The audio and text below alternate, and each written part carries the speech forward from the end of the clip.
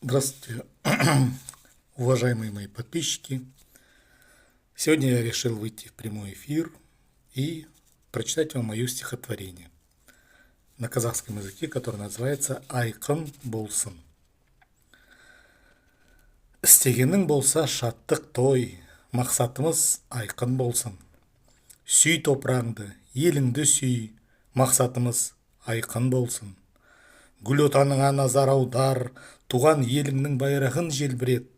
Жақсылық ет, салмақты сөйле, мақсатымыз айқын болсын. Жел күшейіп, қонар көшер, сауық өтер, сайран өтер, дәуір өтер, дәурен өтер, мақсатымыз айқын болсын. Рүстем, то есть я, дауға түспе, денің сау болып халқыңа адал патша бол. Бұл мызғымас дәурен кезінде, мақсатымыз айқын болсын. Спасибо за внимание.